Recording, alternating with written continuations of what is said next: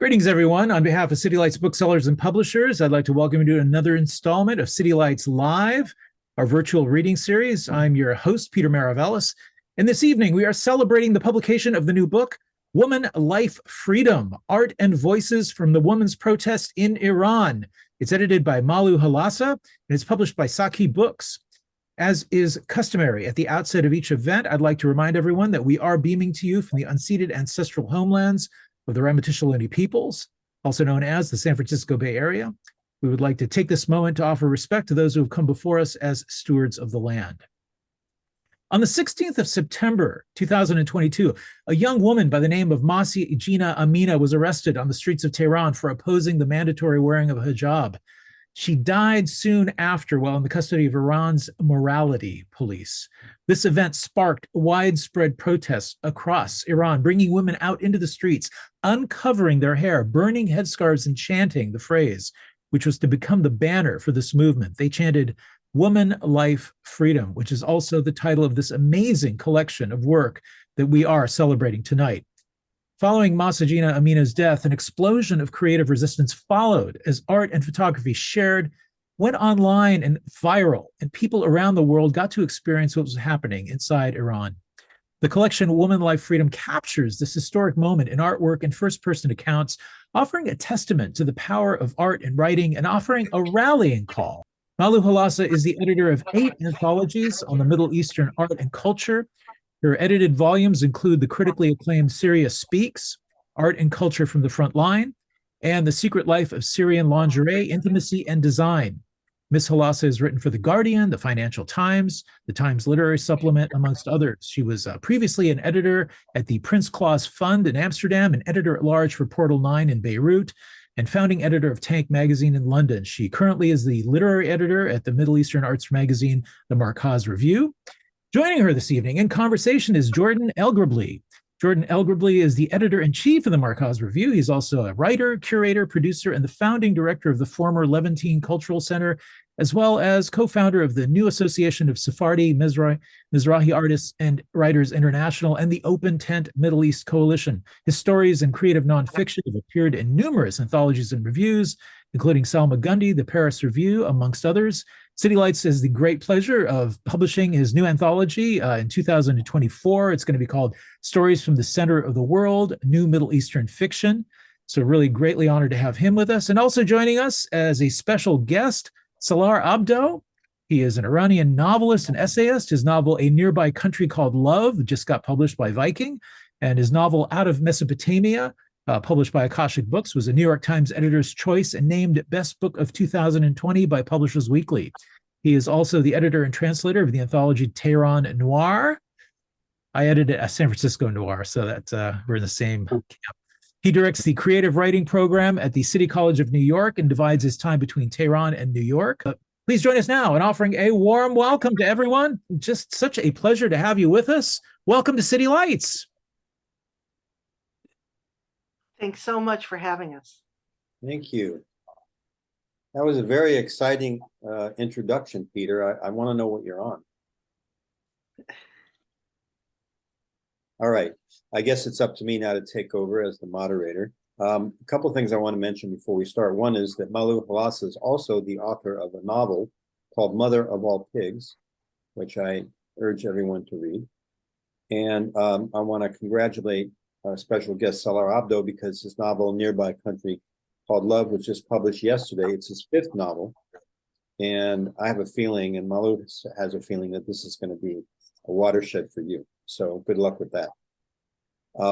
Malu, before we get into the book, Woman, Life, Freedom, or in the Kurdish, Zan Zendegi Azadi, let's go over some of your background. I first came across one of your numerous anthologies almost 20 years ago called Transit Beirut, and that's how we ended up getting in touch. But tell us just a little bit about your background. Give us a thumbnail sketch. Tell us about a little bit about your heritage and what led you to do the things that you do up to the point of this book.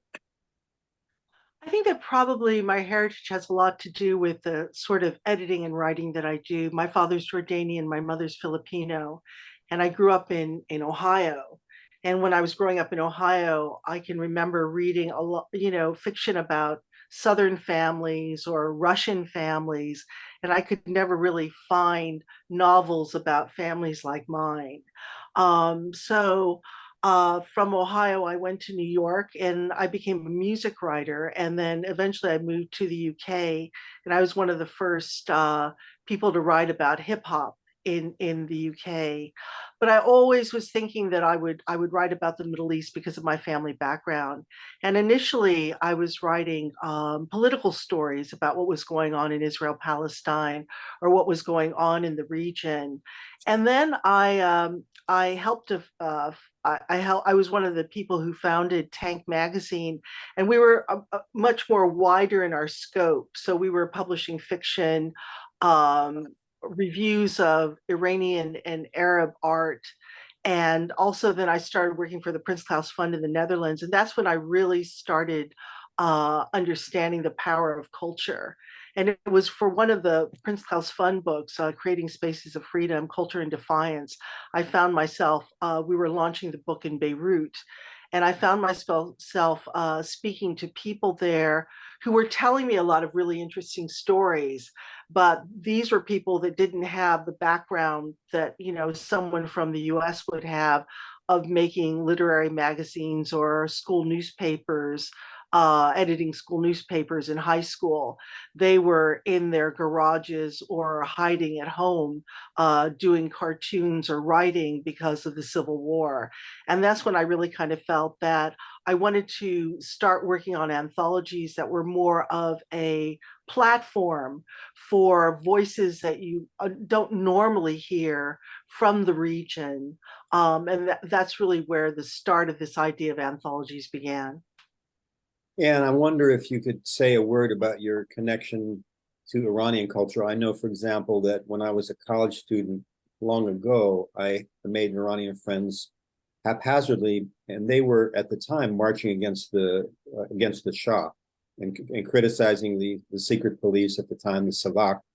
And ever since that period, I've always had Iranian friends around. So what is your connection to Iranian culture? My connection to Iranian culture is really through Maziar Bahari, who I've known since he was a young Iranian Canadian filmmaker who moved to London. And Maziar went on to become a reporter for Newsweek. And during the Green Movement in 2009, he was arrested and put into solitary confinement for 118 days. And he was in solitary confinement when our book, we did an anthology called Transit Tehran, came out, Young Iran and Its Inspirations. And it was really working on his campaign and knowing Maziar, knowing him well. He now runs Iran Wire. So it was really through Iran that I met a whole group of writers, artists, cartoonists, and started to work with them. And then later I did a monograph on Kaveh Golestan, the iconic Iranian photojournalist and art photographer, and BBC cameraman who died in Iraq in 2003, and worked on a monograph with his wife, Hengame Golestan, who is the doyen of Iranian women photography.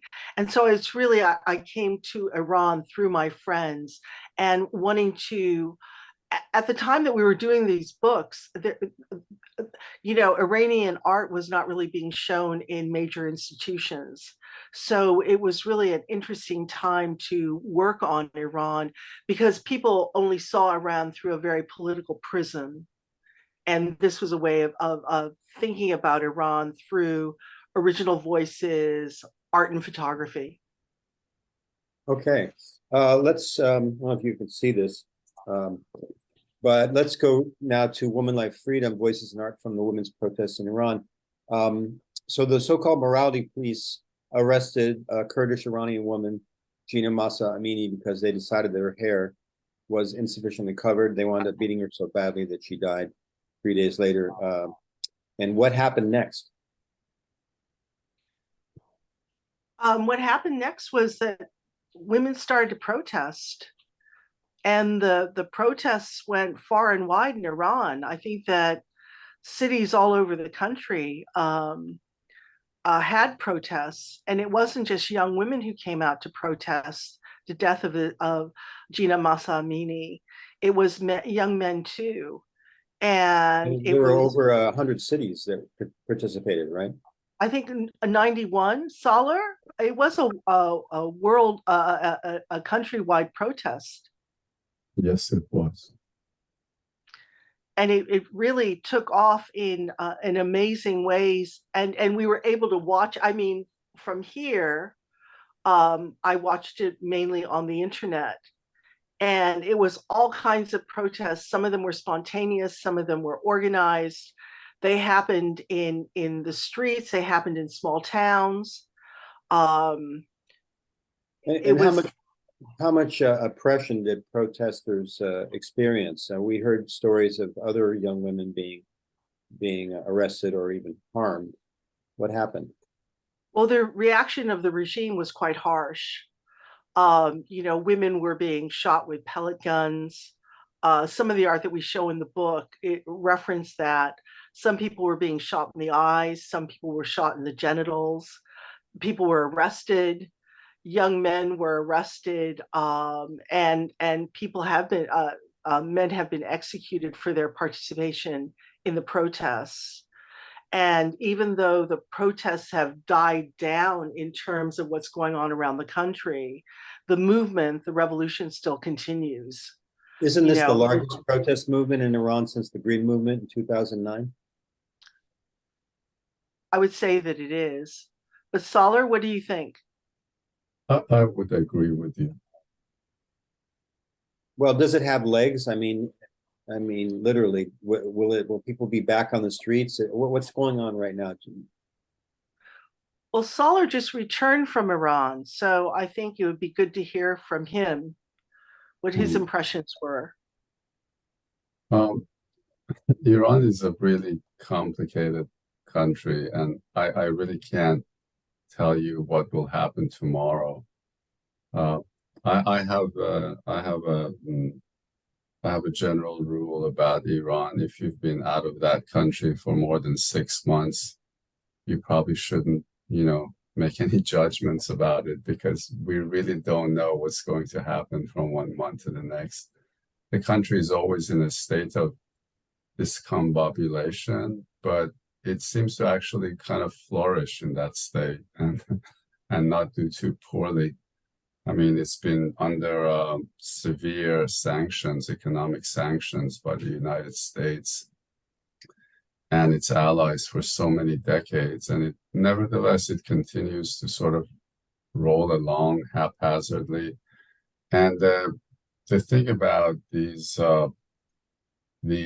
protests is that nobody is able to predict them, and when they happen, how they happen. But at the same time, the powers that be have sort of, quote unquote, perfected the art of containment, and that's important to consider. So I can't tell you what's going to happen tomorrow, but you do see a lot of women still without hijab in Tehran, and life in Tehran especially, but also in other cities, is interesting. Is that it's as if parallel lives are happening. It's sort of like live and let live. So, like lately, because of the Palestinian situation, there has been a lot of government-sponsored events in front of the University of Tehran, which is a very major center of activity of all sorts. But when they're not there, you have these college kids, doing their thing, which is like just hanging out like college kids everywhere else. So depending on the different hours of the day, the same geography will be completely different. Like you can't believe you're in the same country. So it's really hard to predict what happens tomorrow in Iran. It can be very combustible. But having said that, it's interesting that there's a lot of discourse in Iran. I follow things, and the thing that Western media, even the most open-minded media, and certainly the satellite opposition groups go out of their way to not only not show that, but pretend it doesn't exist. But within Iranian state media, there's a lot of dialogue, a lot of television programs where people sit and actually argue opposing points of view about everything, about the hijab, about Palestine, Israel, about everything. So that dialogue and discourse interests me, and it interests me that the regime allows it to flourish. But that does not mean that there is not a ceiling and there's a point beyond which you cannot go, and then, you know, like things get out of hand. But it's a very thriving cultural situation, as Malu was suggesting.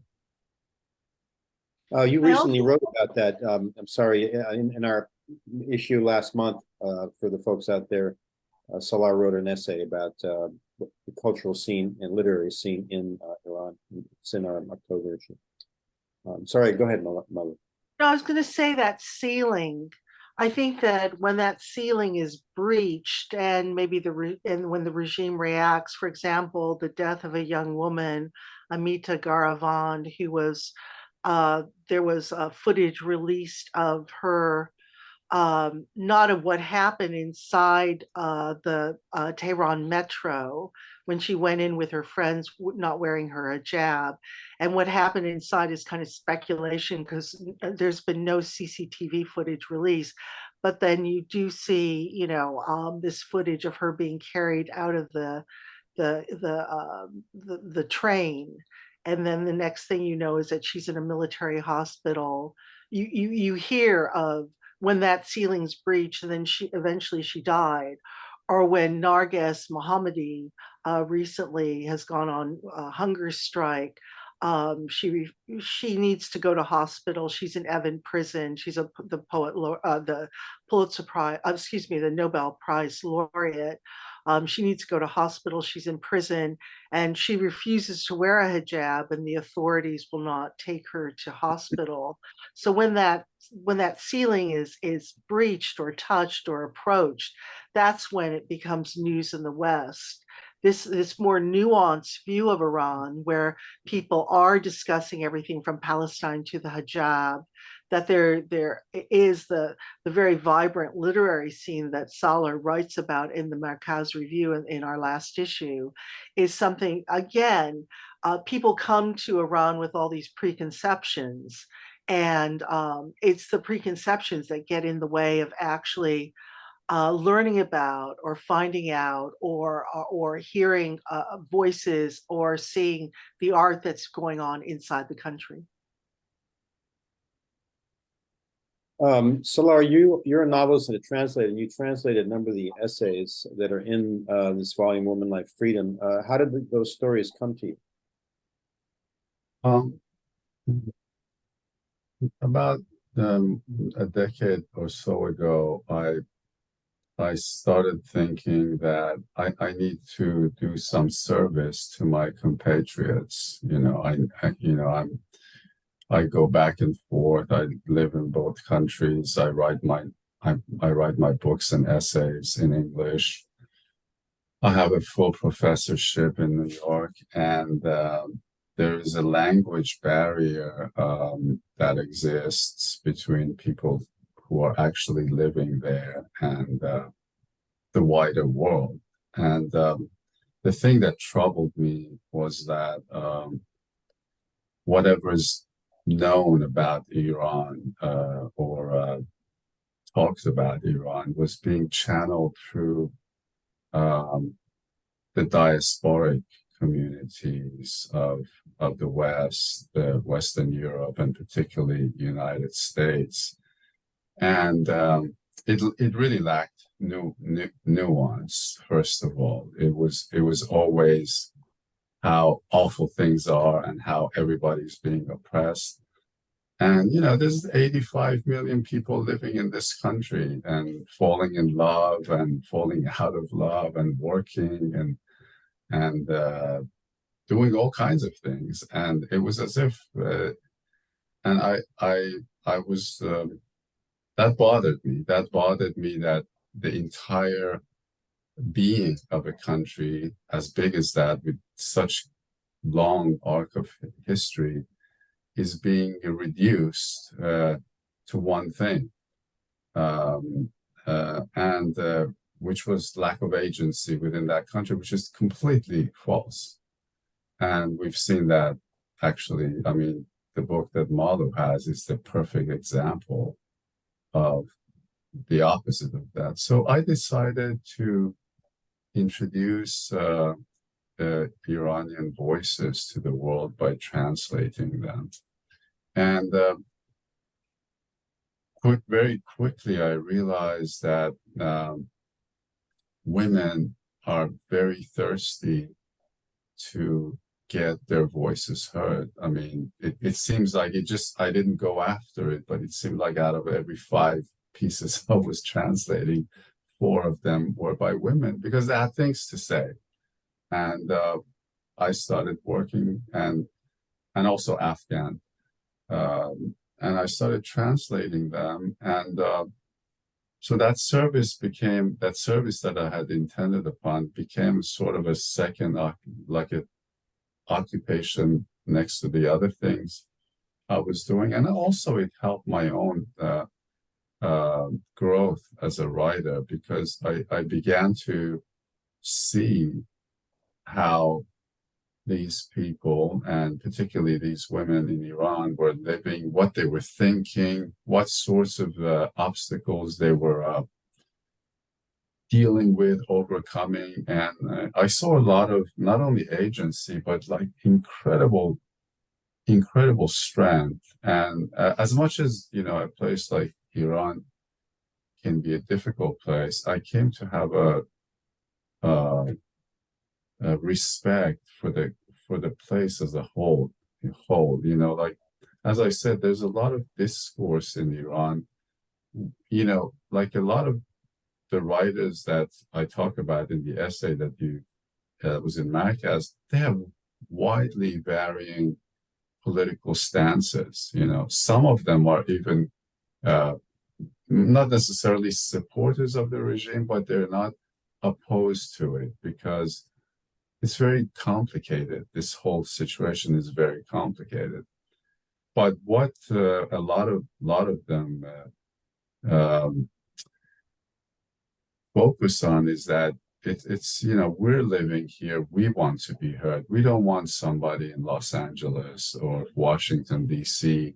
to tell us what we are and what we are doing. And I'm devoted to that. I'm devoted to, you know, getting these voices heard. And, you know, when Malu asked me if these translations, some of them could be used, some of them go back to earlier years, and some of them are very recent. I was like, of course, please go ahead. Malu, back to your question. What hoops did you have to jump through to deal with this material? Did any of the writers ask for anonymity? Because one hears that Iranian women protesters were extremely brave. Did your contributors have to defy the regime to be included in this anthology? Well, I think in the beginning, when people didn't really know me, or they didn't know who I'd worked with, there was more of a push that the contributors to the book would remain anonymous. And then very slowly, as people became, suddenly people knew friends of mine in Tehran, where they could ask about me. And that, I think, like, once people got to know sort of the work that I've done in the past, they were more willing. Also, there's been, you know, in terms of the protests, is that there was a very heavy reaction from the regime at the beginning of the protests that probably lasted until the beginning of earlier this year. And then it kind of slackened off.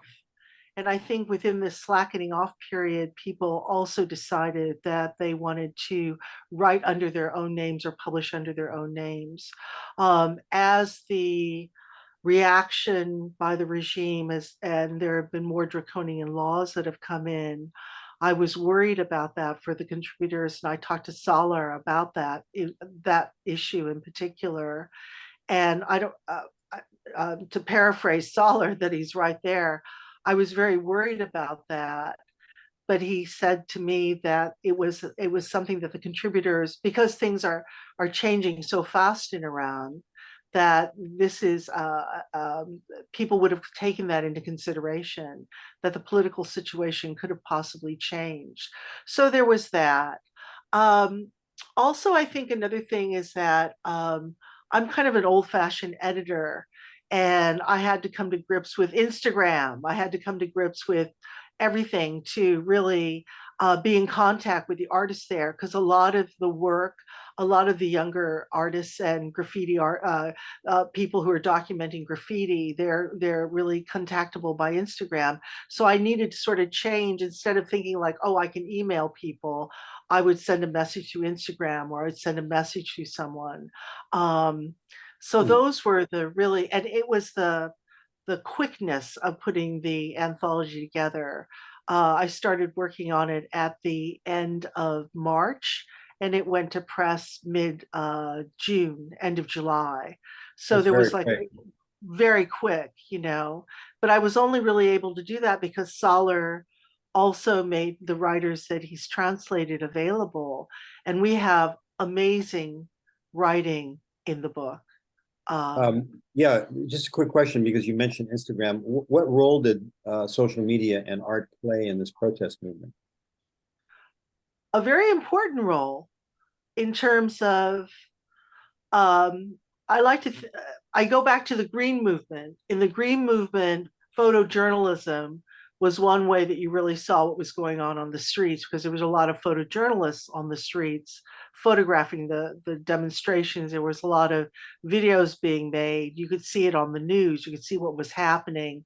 And then there was a crackdown against photojournalism, and that generation of photojournalists retreated into the artist studio. So the women's protests, it wasn't that there was a lot of photojournalism, but there was a lot of social media. And the most iconic images, the young woman on the cover of the book who's standing, this is taken from a very famous social media image of a young woman standing on a truck or car in Saqi on the 40th day anniversary of Mahsa Amini's death, looking out on a crowd of people who are coming to the young woman's graveside. So social media was the rapidity that these images were sent around the world, the rapidity that we could see these videos that were being taken by ordinary people there, that was amazing. But you know, technology always is a double-edged sword, and even though it enables more communication or more images to be seen in the hands of, you know, there's a lot of surveillance that goes on in Tehran. So, you know, we have a very interesting essay by Ashley Bellinger, who writes for Ars Technica in the States. And she's writing about, she did a lot of reporting on new VPNs and tech activists inside Iran and outside of Iran who are helping protesters. And so, you know, technology is double-edged. It can be used for good. It can be also used not for great things too. I have quite a few more questions, but I think you wanted to read from the book. Yes, I wanted to read. I'm going to read from a photographer. Her name is Shiva Kademi. And what was interesting about Shiva's work is that she did a series as early as 2019. And the series are portraitures of Generation Z Iranian women. She calls them the Smarties. And they're young women who dye their hair. And we don't really think much about dyed hair in the West at all. You know, all different colors, it doesn't really matter. But for some people in Iran, this is a real statement of identity, dyed hair. And these young women, they're quite, I don't know if you can see this image I'm showing to my camera now, but this young woman would not be out of place in any metropolitan city in the West. However, her demeanor and also not wearing hijab causes some kind of, comment. So I'll just read a couple paragraphs from Shiva's essay that accompanies her photographs and start now. In Mashhad, where I grew up, women typically dress in black. When I moved to Tehran 4 years ago, the young women with dyed hair immediately caught my eye. I remember being moved by the flashes of red, green, and pink on the city's crowded underground.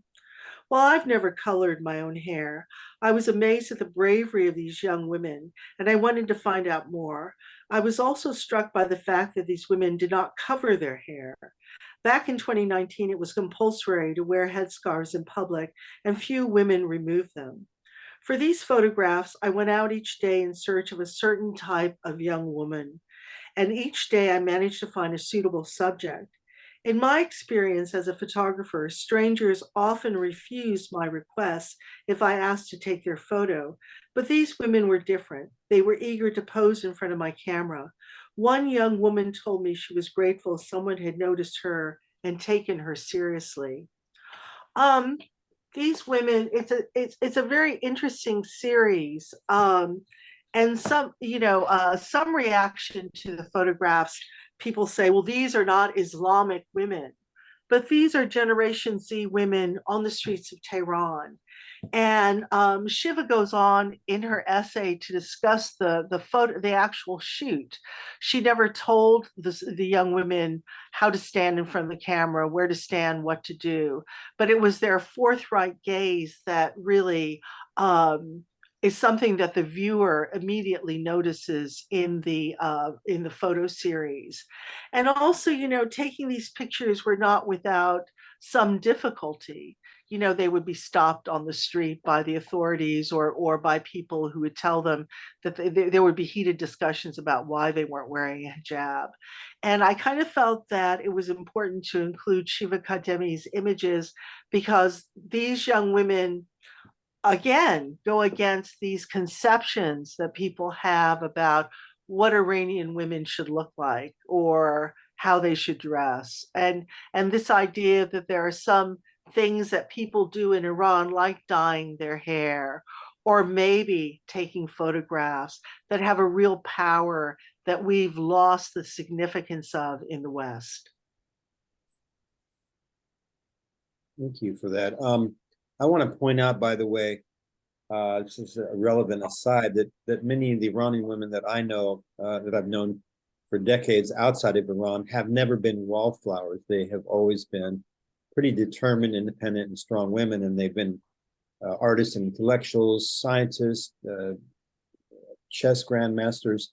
Do you get the sense, Salar, that this is true in Iran, that women are making great strides, or is it more the case that, as in Malu's book, Roshi Ruz Bahani writes, quote, the contributions of women are largely ignored or marginalized?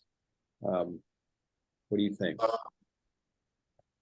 I think it's a complicated situation. I think it can't be denied that the level of education of women far outpaces anything that existed prior to the revolution.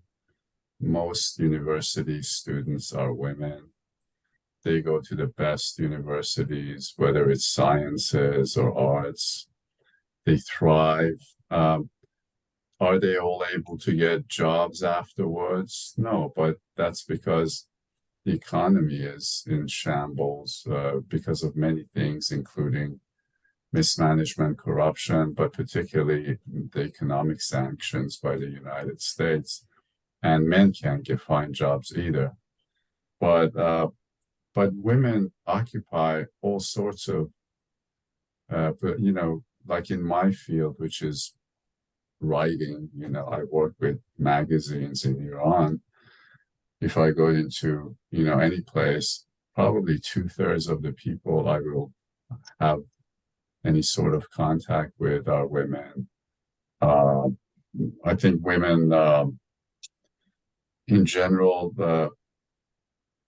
thrive as much as they can, as much as the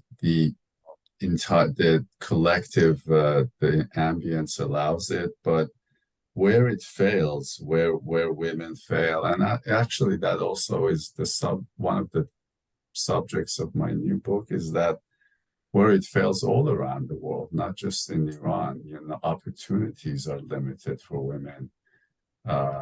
Domestic situations are difficult for women, not just in Iran, not just in the Islamic world, but in the greater world that we live in. And I think what happens is in the West, we forget, I have my colleagues in the academia, and they speak very well with theory and all of that, but the world is a very difficult place for women everywhere, not just in Iran. And I think, having traveled in much of the Middle East and North Africa, I would venture to say Iranian women, Persian women actually flourish in ways that I haven't seen elsewhere.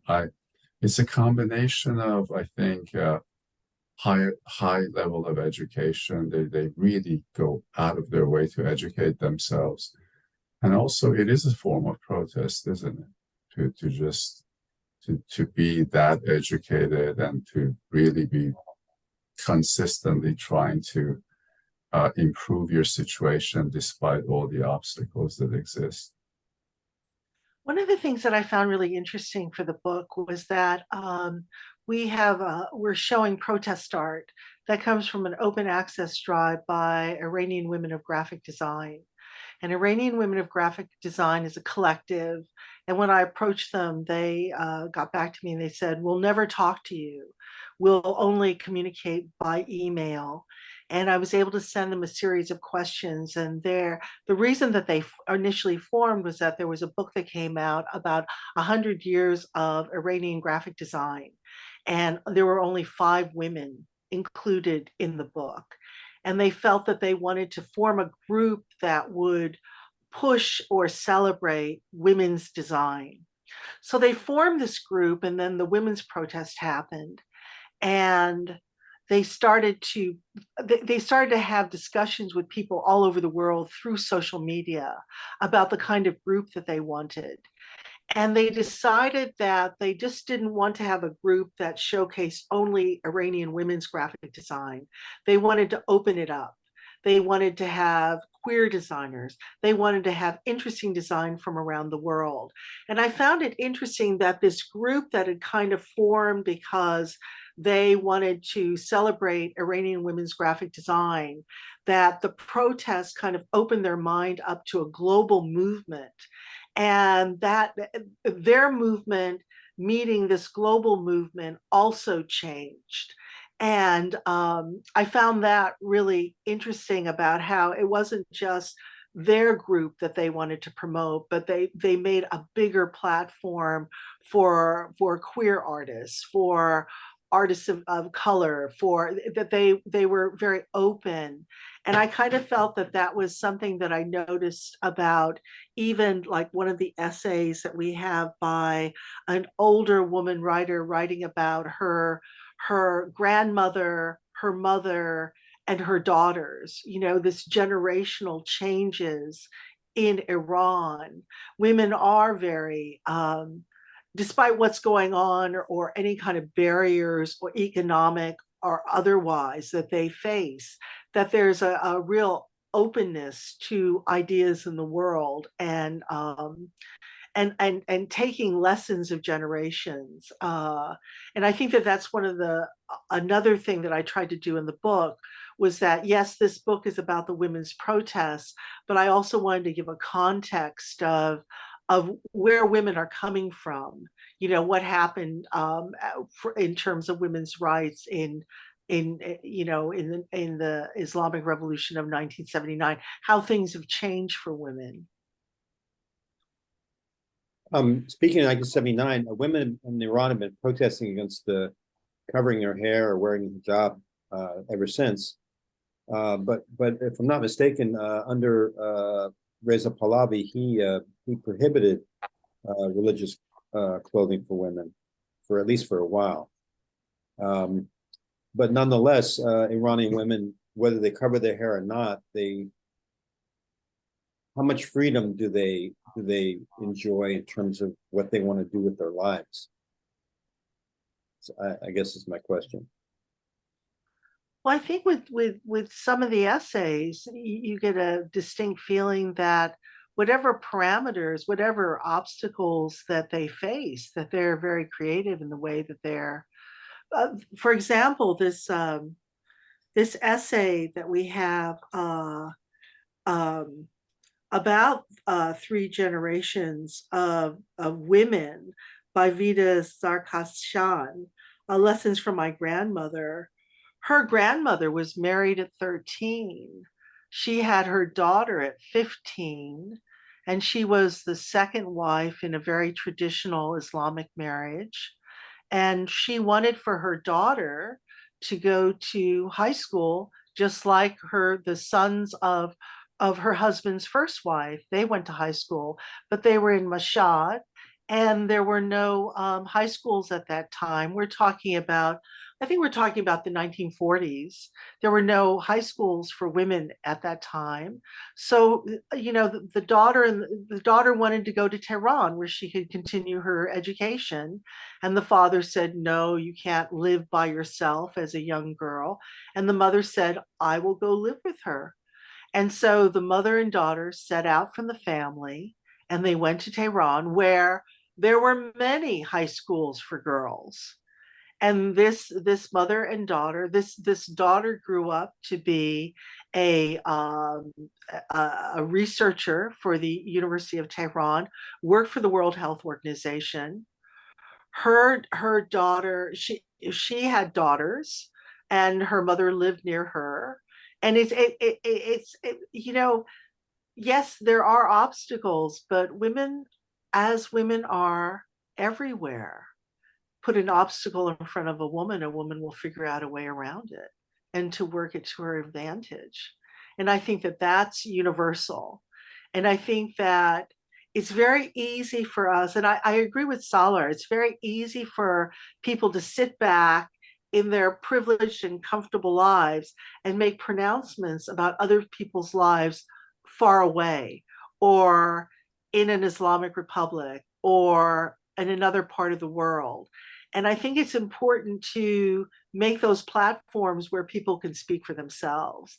And whether we're talking about an anthology like Women Life Freedom, or we're talking about the Merkez Review, or we're talking about the translations that Salar does, is that it's the world is very interconnected, and people's experience, even though they are different, there are essentials that are the same.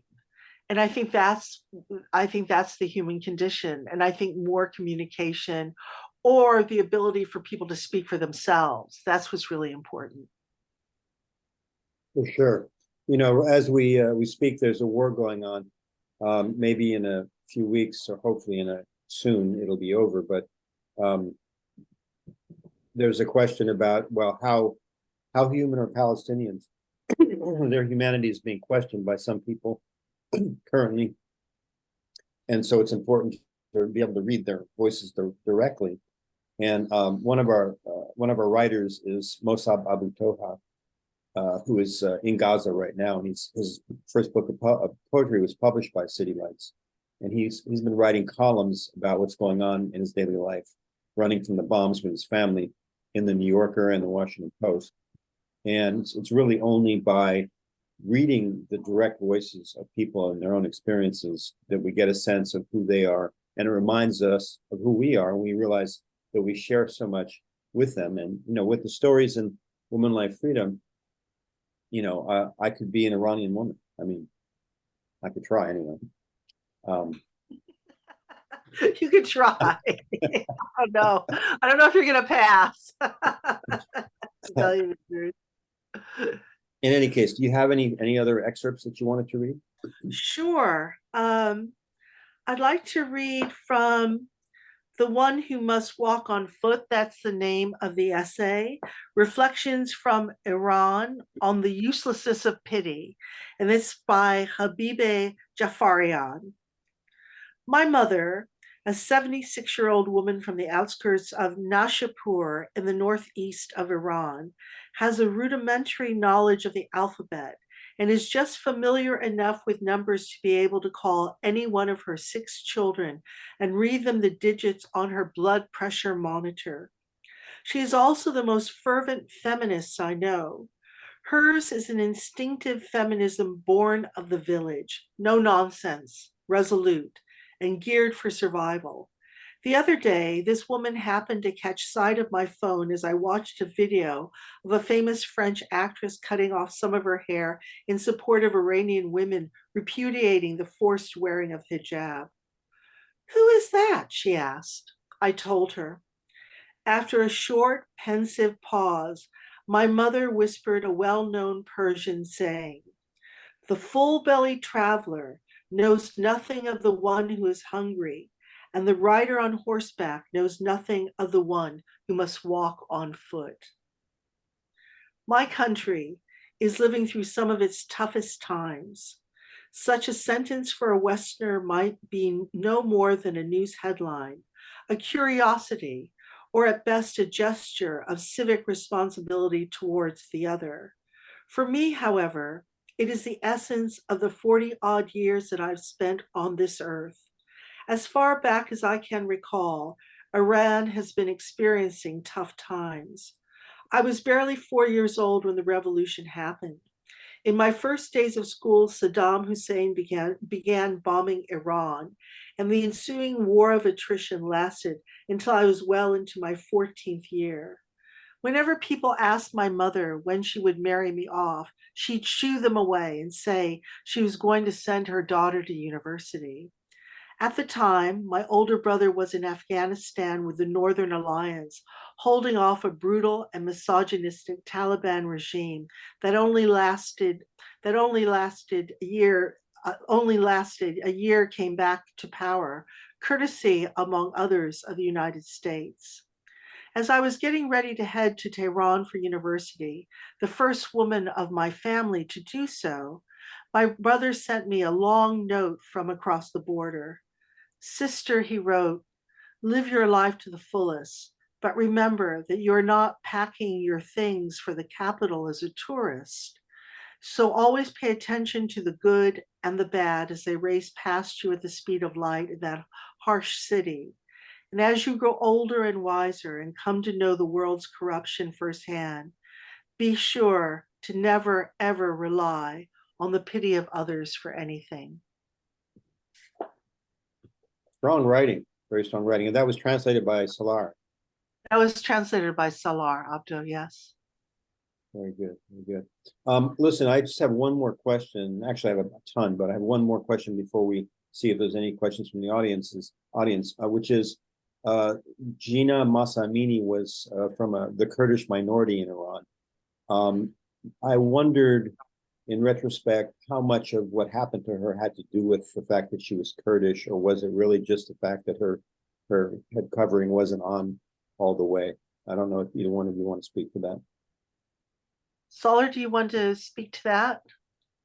I prefer not to venture into that, but I think it had nothing to do with her background. It was just a situation where it was an unlucky situation where a woman was walking down the street.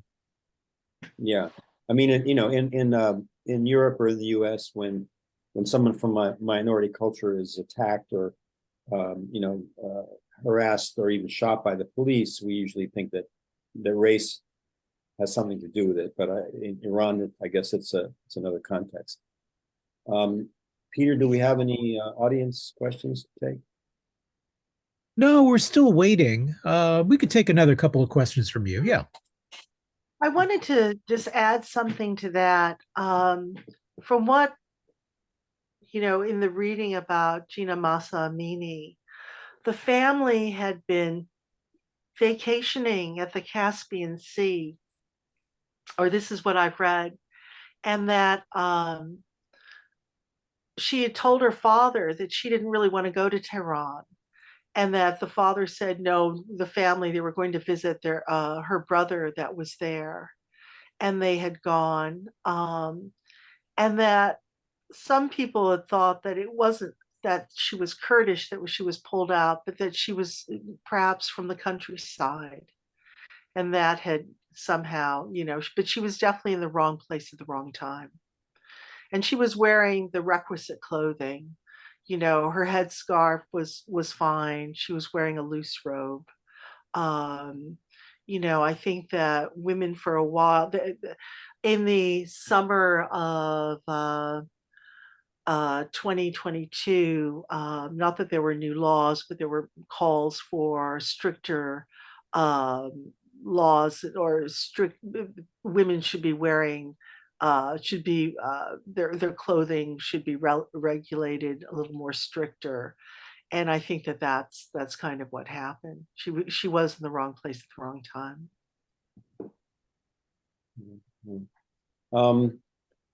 I wondered, Malu, who is Nilüfer Rasuli? She wrote a piece in your book called "In Her Voice We Are All Together." She's a very interesting architectural student now.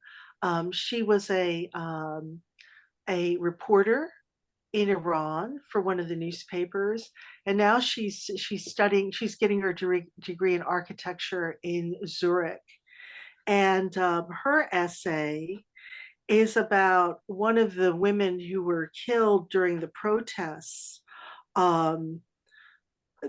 Because women were killed during the early protests by the authorities. And the woman that she's talking about was, it's very interesting. Doing the book, you did learn about all sorts of different kinds of women who were athletes, women who were chess masters, women who were scientists, women.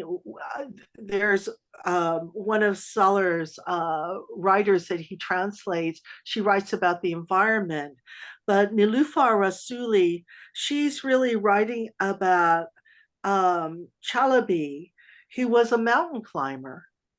And she was at a protest, and she was filming the protest, and she was shot by a sniper, and she films her own death. She films getting shot. And burial, the 40-day ceremony after the death is very important in Iran. And Chalabi was buried in a very small space in a cemetery where they had to kind of fold her body up, which has also made an impression on the young protesters. This is also, Chalabi also appears as, graffiti is also an important way that information is disseminated in cities and small towns, wherever we are, Iran, or in Iran and other places too. And we show the stencils of women who have been killed during the protests and tell their story. And this is a stencil of Chalabi's face. And what's interesting is that the people who documented these stencils, they're part of a socialist youth group, Kiaban Tribune, and they go out into the city and they photograph the stencils or graffiti that's being put up, and to great threat to themselves, because there's a lot of CCTV and surveillance going on in Tehran, in a city like Tehran. We have a question from Mary Bisbee. Has Mahsa Amini's family seen your book? They commented on the collection in any way? The book, I don't think, is in Iran. It's not there, for obvious reasons. Maybe it will be taken there by somebody, but the book hasn't been released there. So no, I don't know if they've seen it. what's important, I think, is that the book has become, it gets a very good endorsement from Nazanin Zaharie Radcliffe. You He was know, in Evan prison for quite a while. she was in Edinburgh for 6 years, Wow. and she's really the a very important figure here in the UK because of the failure of the British government to get her out earlier. And there's a lot of misinformation that surrounds Nazanin Zaghari Radcliffe's, time in prison.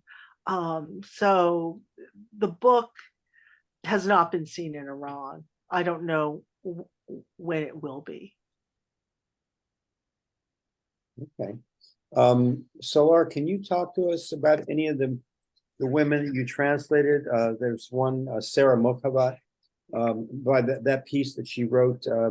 We published it in the Americas Review, and then Malu was kind enough to include it in this collection. Who is she, and who are these women that you've translated?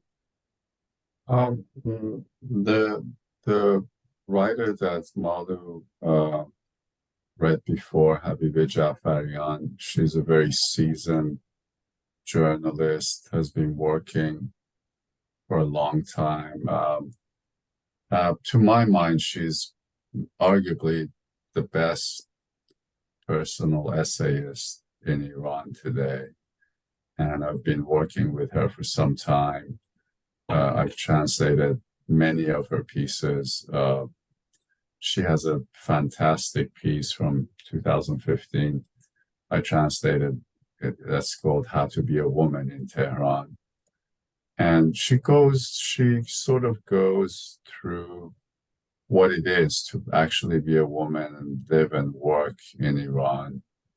And what I like about Habiba's pieces, and you saw it exactly here when Malu was reading, they're very nuanced. She does not come out and say, I'm living in hell, because she doesn't believe that. Actually, she would laugh at that. And she takes issue in the piece that Malu read, that with the simplicity and the reductiveness with which these film stars in Europe were, cutting snippets of their hair about this much before they went on to continue shooting in front of the cameras, like that. And then she goes on to argue that, this is our movement, whatever this is, we'll handle it. Thank you very much. But it's more complicated than that. But they can read the piece itself. But then there's someone like Sarah Mokhavat that you mentioned that Markaz has translated.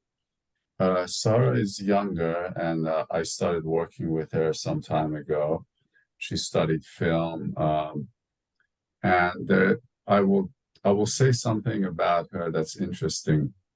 There's an essay of hers that I'm working on editing before I translate it, where she talks about why she decided not to. She wanted, her life's goal was to be an actress in front of the camera, but then she realized that roles were so limited and there's so little you could do. And Iranian cinema does well in the world, men and women, but to her that was not enough. And she decided, okay, I'm going to be and now today she's a director, really. And the essay that hasn't been published yet is about that transformation, the decision to go behind the camera and why a woman would do that.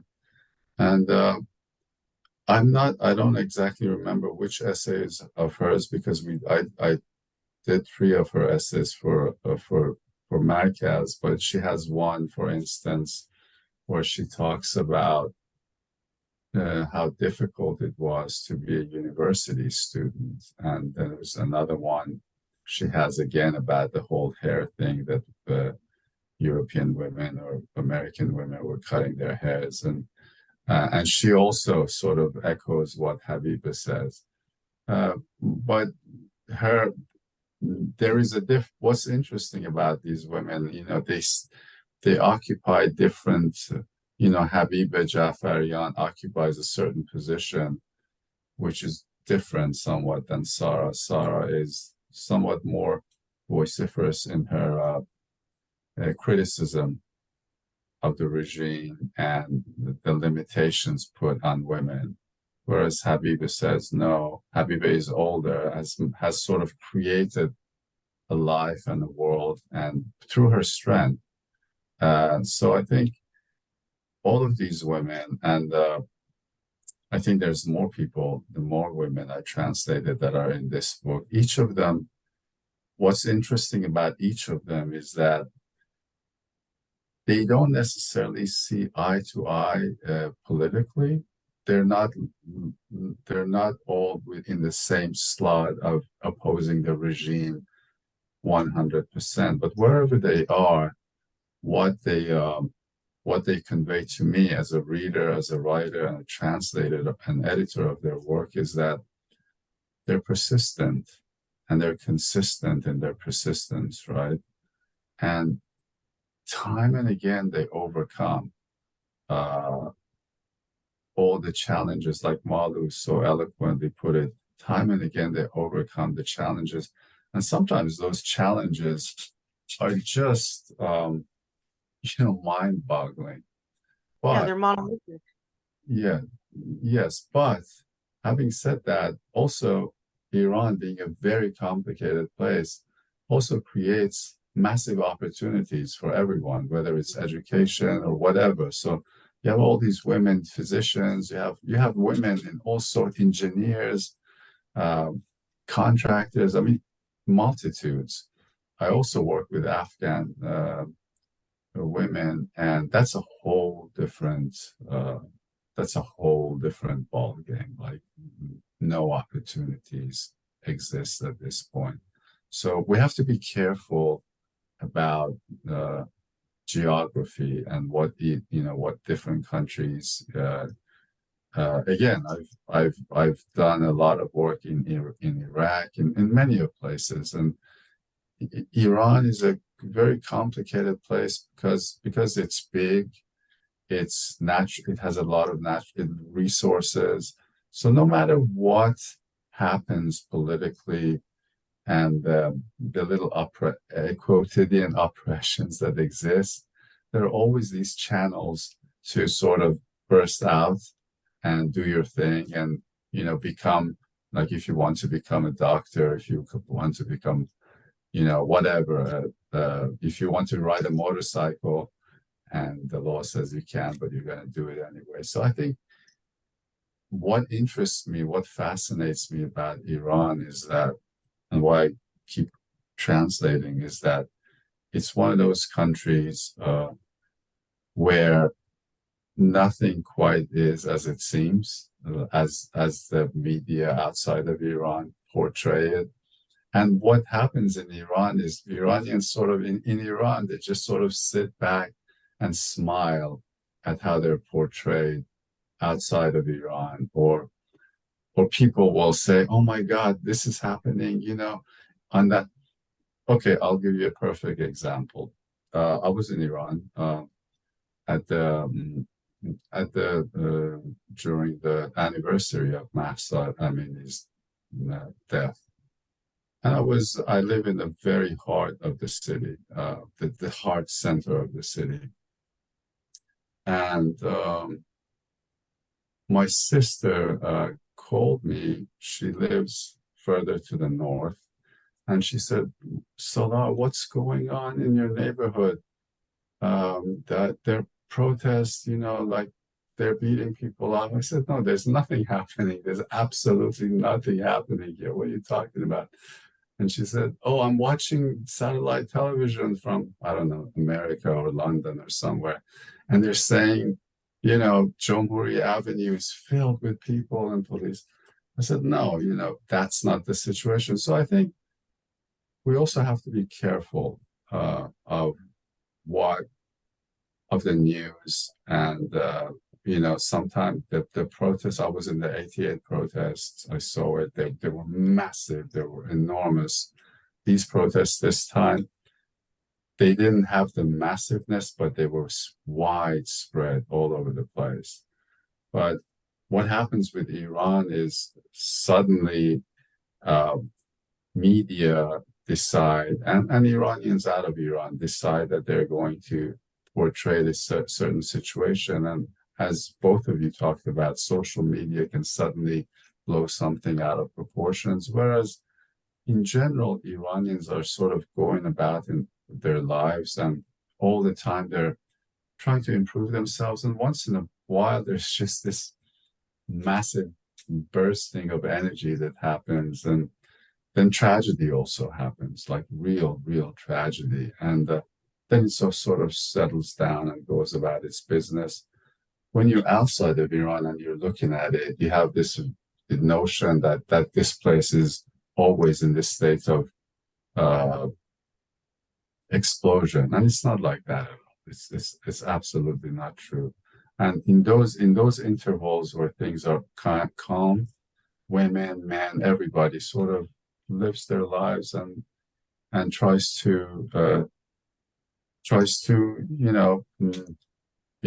have better lives, but it doesn't always work, because truly the economic sanctions on Iran, I've seen it in the last 5-6 years, ever since the Trump presidency, it just absolutely devastated us. So, and when that happens, when opportunities are taken away from you, then everything becomes harder, tempers become shorter, and the regime also digs in, and oppression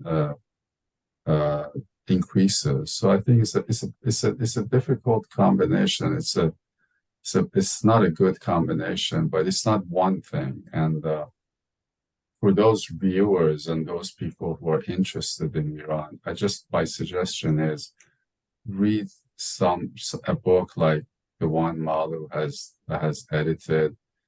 Read carefully the nuances from one essay to another essay, the photographers, and some of the other things, and that come from inside Iran rather than what's promoted outside of Iran. And this is a perfect book for that. Thank you, Salar. Thank you, Malu. Thank you, City Lights. I think we've covered the hour. This is the book, Woman, Life, Freedom, and it is a very good introduction to Iranian women, Iranian culture, if you're not that familiar with it. Well, ever grateful to the three of you for gracing our halls.